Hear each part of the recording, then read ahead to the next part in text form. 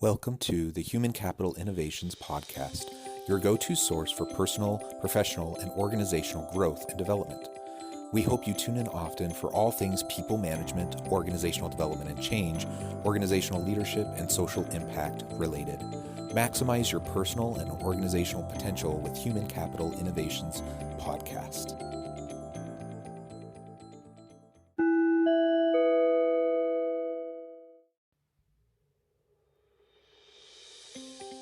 Welcome to the Human Capital Innovations Podcast.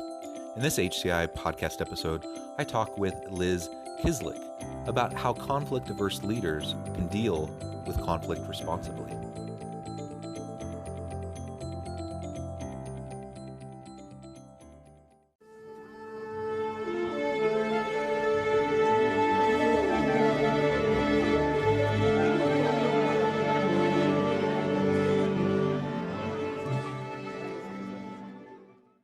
Liz Kislik, welcome to the Human Capital Innovations Podcast. I'm so glad to be with you. Yeah, Liz, it's a pleasure to meet you and to have an opportunity to have a really great conversation with you. Today, we're going to be focusing on conflict and how conflict-averse leaders can deal with conflict responsibly in the workplace and other related issues connected to conflict and communicating difficult information to those we work with. As we get started, I just wanted to share Liz's bio with everybody. Liz Kislik is a management consultant and executive coach and a frequent contributor to Harvard Business Review and Forbes. Her TEDx, Why There's So Much Conflict at Work and What You Can Do to Fix It, has been viewed more than 200,000 times. She specializes in developing high-performance leaders and workforces, and for 30 years has helped family-run businesses, national nonprofits, and Fortune 500 companies like American Express, Girl Scouts, Staples, Janssen Pharmaceuticals, and Highlights for Children solve their thorniest problems. And I could really go on and on with Liz's background, such an accomplished career and so many great things that you are doing. Before we really launch into the conversation, anything else you would like to share with listeners by way of personal background, context, or anything to shape and frame this discussion today? I guess what I would say is that part of why organizations sometimes need an outsider is because they don't know how to deal with conflict. It's hanging around, people feel bad, it gets in the way of the work, and if leaders really felt comfortable, they would just work through conflicts together. It's a normal part of life, often a very healthy part of life. But when they get stuck and avoid, and then the thing builds up, that's often a good time to have a dispassionate view from the outside come in, take a look around, and figure out what to do. So that's what I've been doing for a long time. Yeah, that's really great. And you're absolutely right that I don't think anyone wants to be in a workplace with lots of conflict, or shall I say at least unhealthy conflict. Most people want to work well with each other. They thrive when there's cooperation and collaboration and good relationships. Yet conflict is really just part of the deal. It's just natural. It's part of the human condition, and it arises even when you have the most motivated, driven, and understanding and intentional types of people. You have well-meaning, intelligent people who just will end up disagreeing about things, and that can end up leading to conflict, even when there are good relationships and people do trust each other and they do respect each other. It's just part of the deal. So I guess the question is, should we be trying to rid ourselves of conflict in the workplace? And if not, what should we be doing to drive more healthy forms of conflict? And what do we do when unhealthy conflict starts to emerge? Okay, that's a very big question. So let me pull some of that apart, and then you'll remind me in the middle. So the first thing is, we need conflict in the sense that if we all thought the same way, it would be a kind of groupthink situation. Um, I'm going to stereotype wildly, but say you are dealing with salespeople and engineers. If everybody thinks like an engineer, there will be a whole bunch of sales that never get made. And if everybody thinks like a salesperson, you may have some quality issues by the end of the day. So we need to be different because there are different jobs. And expecting that everybody will agree all the time, it would be hard to have innovation. It would be hard to really take care of customers who have different needs. It's actually important that there be different points of view so that we can think rigorously about what would be best in every case. Um, it and actually, it's more interesting even if the conflict is really minor, like what are we going to have for lunch? You don't always want the same thing, and you don't always want the same people to have the final say. There's value to mixing it up.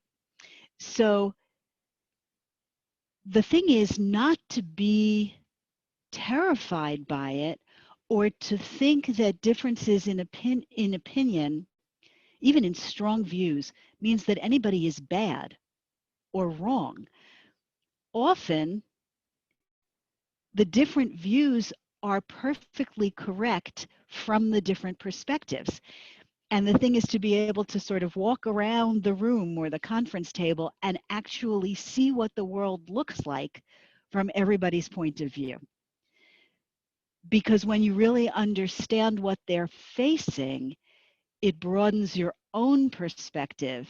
And then you can trade back and forth and it doesn't feel like a fight. I think the thing that's really scary is when we feel like we'll be fighting, because then we're afraid we have something to lose. Yeah, I think you're absolutely right that we need diversity in the workplace.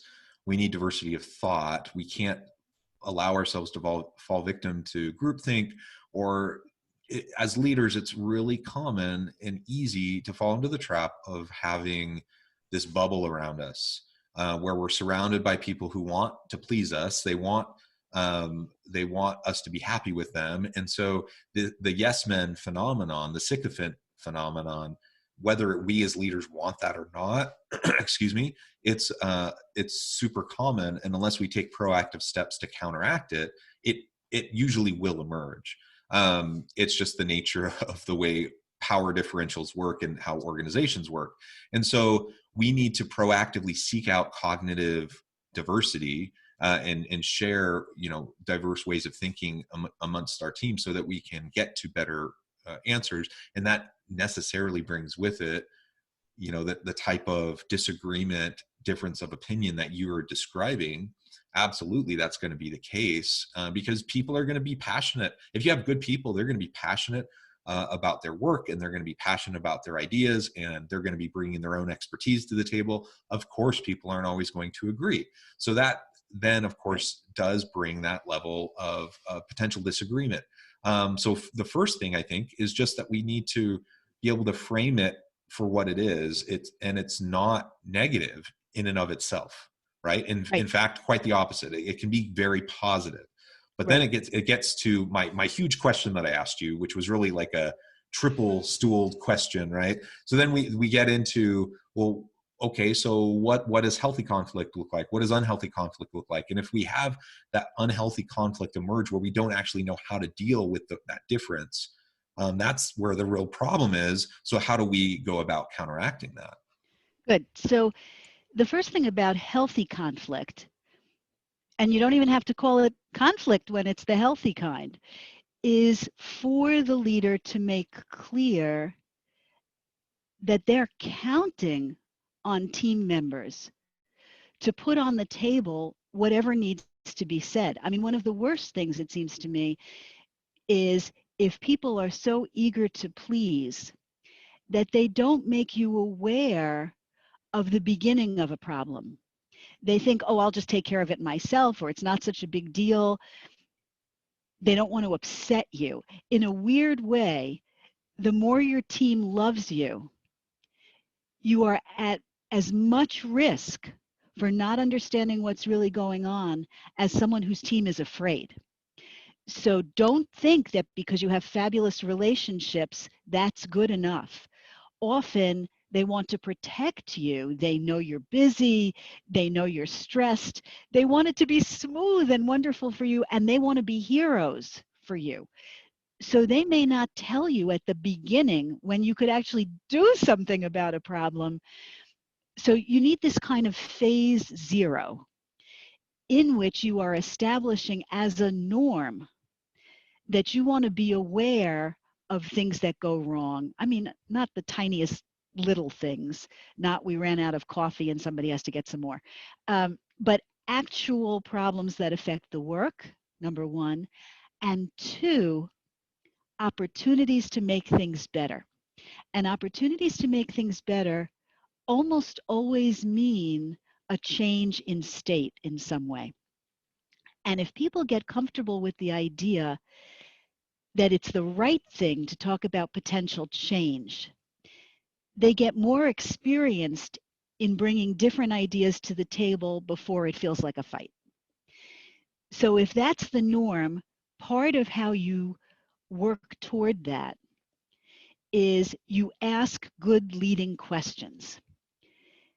You have to know enough about everybody's area to be able to ask smart, curious questions and not just ask for the standard reporting that happens every week or those kinds of operations meetings. I don't know if you've been in these where everybody gives the exact same report every week. You know, the numbers vary by a decimal point, but there's no real exchange of information. So it has to be clear that you want to know.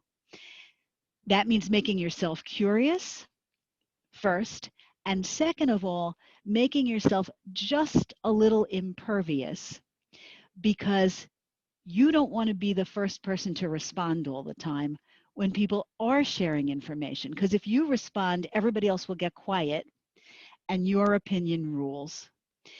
So you could ask leading questions.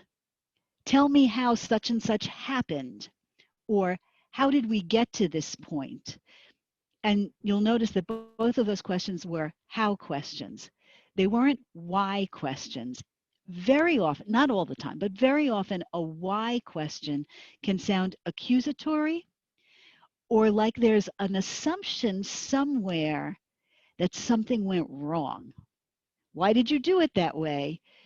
Just sounds really different from tell me how you went about making that happen. Ask for the story. It can be exhausting to get the stories, but you've got to get people used to sharing them. So that's the first thing. And then the second thing is to say things like, oh, that's so interesting. Tell me more about that. Or, that's so interesting. What other experiences have the rest of you had? Opening the discussion further as opposed to giving your judgment. Your judgment actually closes discussion. The other thing that closes discussion is a bad expression on your face. We often don't know what our faces are doing. I'm laughing because it's so common. I work with one leader. He does this raised eyebrow thing. One eyebrow goes up and everybody in the room sort of takes a step back. What is he thinking? Are we in trouble? That's really risky. He hasn't learned to manage his eyebrow.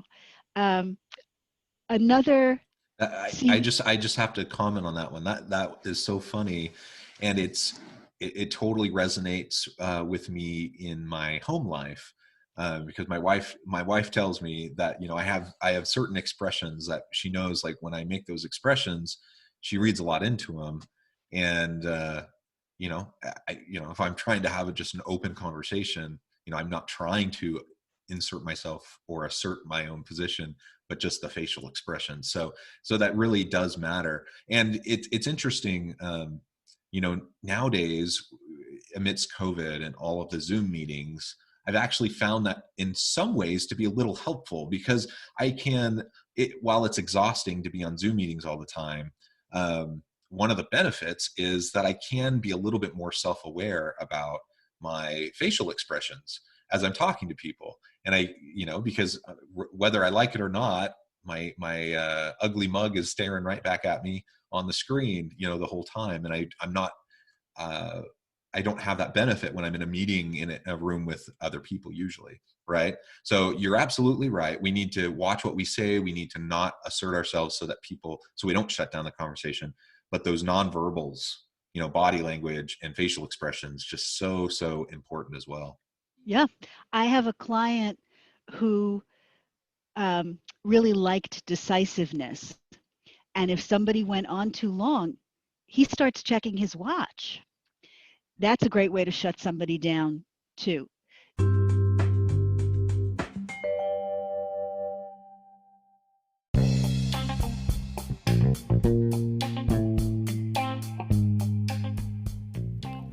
I'm excited to announce the publication of my new book from HCI Press, The Alchemy of Truly Remarkable Leadership: Ordinary, Everyday Actions that Produce Extraordinary Results. Consider how the nature of work has shifted over the past 50 years. With increased globalization, rapid technological advancement, and the shift in economic composition, the average job of today looks very different than the average job of 50 years ago. What will the jobs and organizations of tomorrow look like? Moreover, what does this all mean for organizational leaders? What are the core competencies and capabilities of organizations and their leadership that are prepared for continued disruption and geopolitical and socioeconomic shifts? Regardless of what the future holds, increasingly, leaders need to be socially minded, data-driven, decisive, champions of talent, and disruptors of the traditional notions of leadership, teams, organizations, and work. The Alchemy of Truly Remarkable Leadership will help you to explore your own leadership competencies and capabilities and consider ways to apply and implement them into your workplace and personal life. I'm excited to share my insights with you.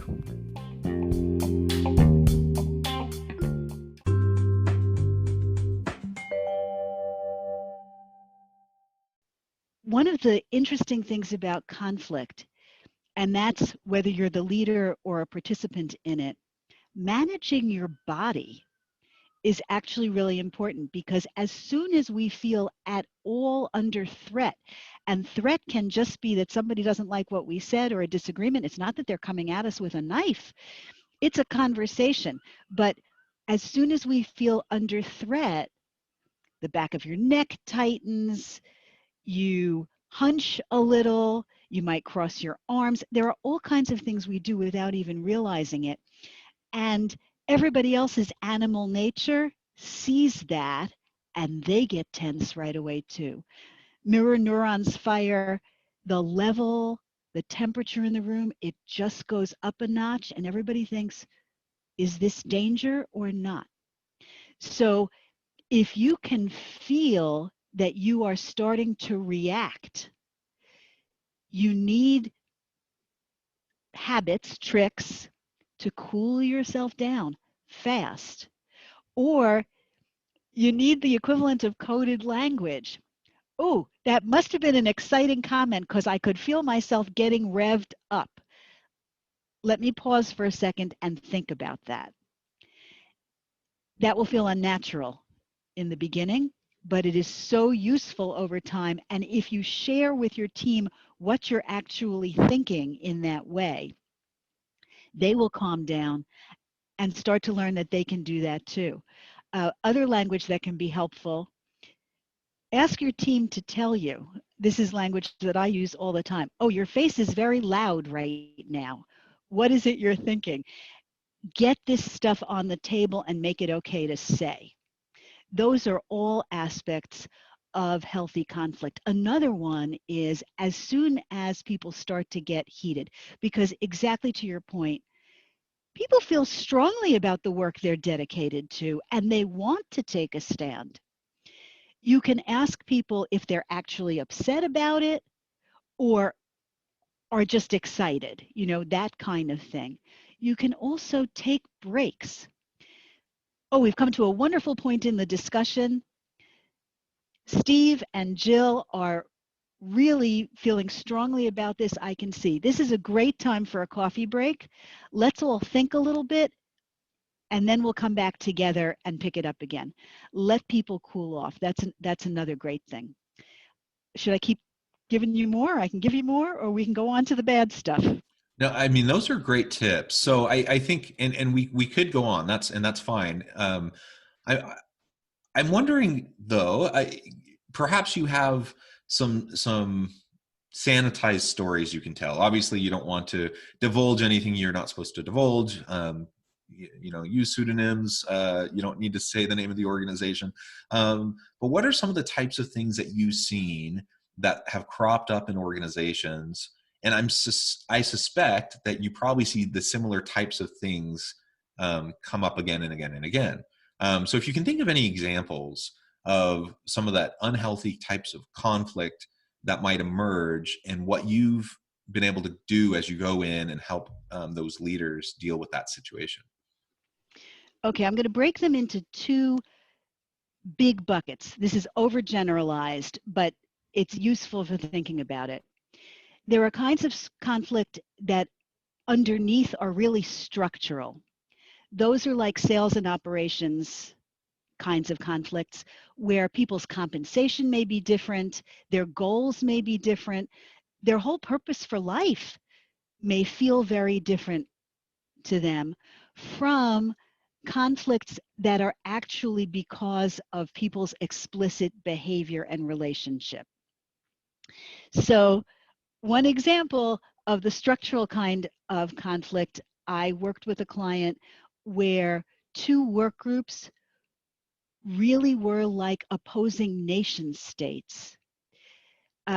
This happens all the time when you have a workforce or offices not all in the same place. They called each other by the name of the town they were in. It was as if the entire population of the town in one place was against everybody in the other place. It wasn't even about the work. It just sounded like a war. It took us a very long time because that doesn't happen in 2 weeks. That's the kind of thing that happens over years of repetitive slights, miscommunications, misunderstandings, not caring. That's a long time coming. And so when that kind of thing happens, you really have to do a lot of probing to find out what's the nature of the work. What are the rules, some explicit, some implicit, that people are believing and standing by without even checking to see if they're realistic or practical anymore? Old habits die hard. And these things can be so pervasive that the original conflict can have been between people and groups that have long been retired, gone, nobody even remembers them, but the behaviors and the feelings are transferred down the work generations. So that's one kind of thing. And digging into that and really examining work process and making the goals explicit is very important. You do a lot of mapping, a lot of whiteboard work in that kind of thing. And then you can eventually there also get to the relational and interpersonal items. And then you have the stuff that is really about relationship. Sometimes it's because a person behaves badly. There are people who have, I will call them bad interpersonal habits, where for whatever reason, the way they were raised, what happened in their first 2 jobs, they treat other people with disdain in some way, either because they make faces, the way we talked about before, or they don't have the time to hear them out, or they say things like, well, thanks, but that's not the direction we're going in. All of that says to the other people, you don't matter. So then if they want to bring you an opinion, it's almost like they have to strap their gun belt on just to feel confident enough to come in and talk to you about it. So they're too heated, too assumptive, sometimes too grandiose. And then the people think, I have to deal with this kind of behavior? That's ridiculous. And they're not even listening for what's the content, what's really happening there. In those kinds of situations, this is very, very tricky because, of course, people feel strongly about themselves and their own behaviors the same way they do about their job content. So you really have to talk to them about what they're trying to accomplish. And in those situations, there are a couple of things that can be very helpful. One is a warning. Don't send them off to work things out by themselves. This is like sending two siblings back to work it out by themselves, and the stronger one will usually win, or the one who knows how to be meaner, whatever it is in that family. If they could work it out by themselves, they would be doing it. So it is leadership's responsibility to help. But if leadership can't figure it out, or leadership is part of the situation, then you need a facilitator. And sometimes you can have that internally. Often there's someone in human resources who's trained in that sort of thing. Or there's someone who is just good at the equivalent of running a panel discussion, not necessarily a peacemaker. We don't want everybody to feel they need to be quiet and accept. We really want to get the views out. But what's important for the facilitator, and this is the second big warning, do not treat yourself like Switzerland and you first go to one of the warring parties and you make nice and you learn, and then you go to the other warring party and you make nice and you learn. You can't then distribute your conclusions and think that will work. You have to have the two parties together. And the goal is to help them learn how to speak differently to each other so that they can do it when you're not there. Yeah, I mean, those are great examples, and the types of structural, systematic types of frustrations and conflict that can emerge, and that just seem to perpetuate themselves, right? Right. And then really these interpersonal types of behaviors that can also lead to conflict. The bottom line is that as leaders, even if we have like the best people, the best team, we have people who care about the work, they share the purpose, they share the vision, they're competent experts in their areas. Even when all of that is the case, we should hope that there will be some level of conflict. I'm always really wary of when you go into an organization and everyone's just, you don't see any pushback, right? And people are just collegial. Collegiality is important, but passive aggressiveness is not helpful or healthy. And so that's one thing I see a lot is on the surface, you don't see conflict, right? Because people feel like that's not socially acceptable. And so everyone smiles and everything, but then, behind the scenes, that's where they undermine you or whatever. And so the conflict is hidden. That's the really dangerous type of conflict, I think. And really, I think it just comes down to reframing our understanding of the role and importance of difference of opinion, safety, a safety culture where people can speak up and feel not only like their views are welcome, but encouraged, and to recognize that it's okay. Like, I would way rather have someone challenge me directly in a meeting than nod their head, smile at me, say yes, and then leave the meeting and then go behind my back, right? And so that's what we have to be really careful of when we're dealing with these types of workplace situations. Yeah, it's really a tough thing because, of course, we want people to treat each other well. But if there's a perception that we have to be nice, that can undermine being truthful. if the intention is we never want to upset or ruffle anyone's feathers, and I'm not suggesting that we want to ruffle feathers, but what we want is an open and candid conversation so that everybody has the information they need to participate from their best expertise in the discussion. The other thing that's really important is it has to be clear whose decision is it.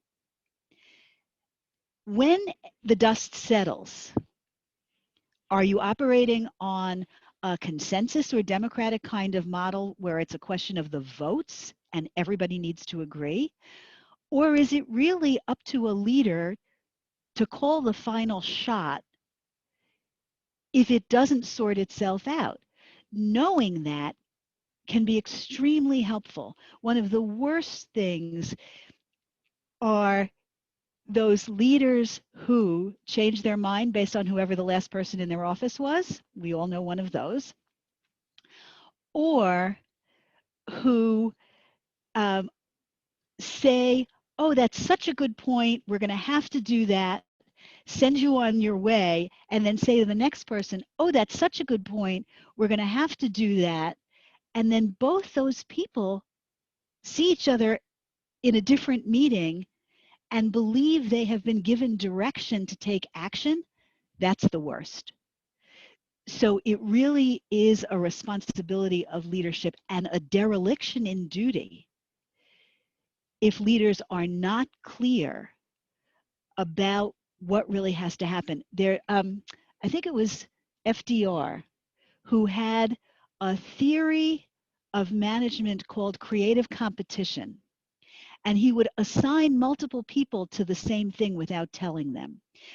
And his idea, and there's merit in the idea, was then he would get back these different solutions and he'd be able to choose and it would be great. But because they didn't know, oh my goodness, they would all get mad at each other. There's no reason to create extra conflict. That gets unhealthy. But exactly to your point, the passive-aggressive kind, that goes malignant, and it eventually, if it doesn't kill the entire organization, it can kill off the zest and purposefulness of entire work groups.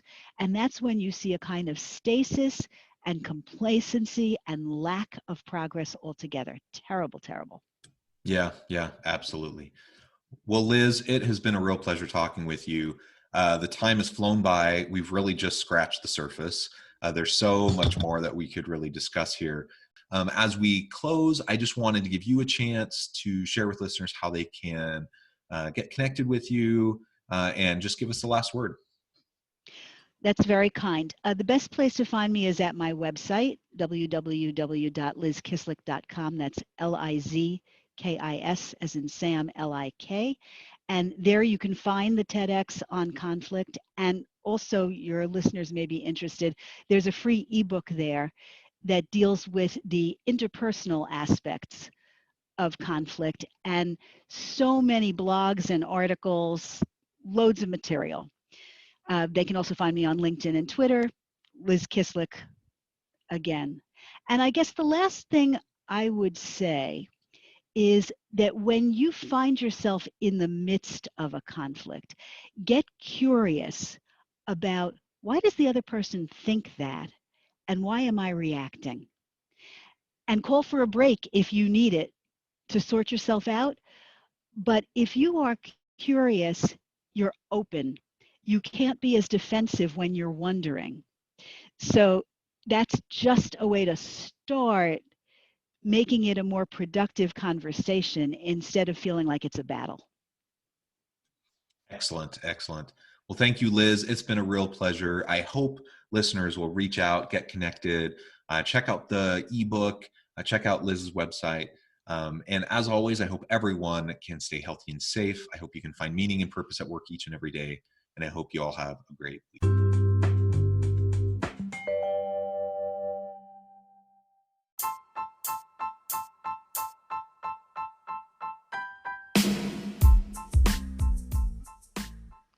We are excited about the launch of HCI's new magazine, Human Capital Leadership. Human Capital Leadership is a free, interactive e-magazine designed to help individuals, leaders, and organizations find innovative approaches to maximize their human capital potential. We will be publishing issues quarterly in August, November, February, and May. Check out the first issue and let us know what you think.